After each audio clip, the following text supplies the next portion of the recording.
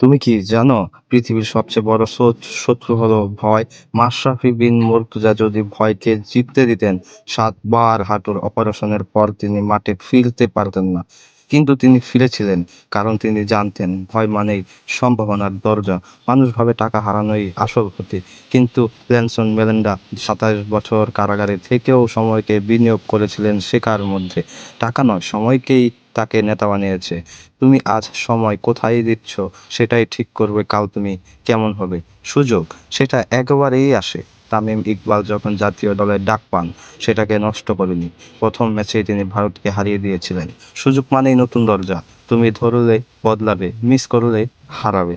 কেন মানুষ মাঝপথে থেমে যায়? কারণ তারা হাল ছেড়ে দেয়। কিন্তু মাইকেল জর্ডান 1000 বার ব্যর্থ হয়েও একদিন কিংবদন্তি হয়েছিলেন।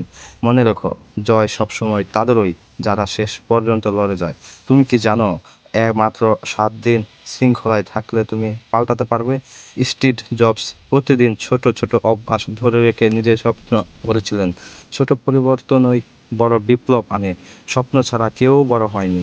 সাকিব আল হাসান গ্রামে দাঁড়িয়ে স্বপ্ন দেখেছিলেন। আজ তিনি বিশ্বের সেরা অলরাউন্ডার। স্বপ্নই জ্বালানি। আর তুমি যদি বিশ্বাস রাখো, অসম্ভব সম্ভব হবে তোমার ধারা। সবাই পৃথিবীকে বদলাতে চায়, কিন্তু মহাত্মা গান্ধী শিখিয়েছেন পরিবর্তন শুরু হয় তোমার ভেতর থেকে। তুমি বদলালে তোমার চারপাশও বদলাবে। এখন শোনো, এই গল্পগুলো মাশরাফির, ম্যান্ডেলার, জর্ডান বা সাকিবের না। এই গল্পগুলো তোমার ভিতরেই আছে। কারণ তুমি আসল হিরো। তুমি বাস্তবের হিরো।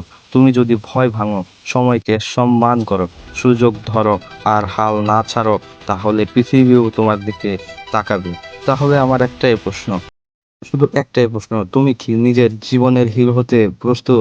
বা কতটুকু তুমি জানছো, কতটুকু তুমি বুঝতে পেরেছো আমার এই ভিডিও সম্পর্কে? আমি কিন্তু তোমাদেরকে হিরো ভেবেই কথা বলেছি, কারণ তুমি চাইলেই অসম্ভবকে সম্ভব করতে পারবে। তুমি চাইলেই অনেক কিছুই অর্জন করতে পারবে। তুমি চাইলেই তোমার ফিউচারে 10 বছর তুমি কিভাবে চলবে, 10 বছর পর তুমি কোথায় থাকবে, সেটা তুমি এখনই নির্ধারণ করতে পারো। কারণ তোমার লাইফে যদি তুমি হিরো না হয়ে থাকো, অন্যদের লাইফে তুমি কখনোই হিরো হতে পারবে না।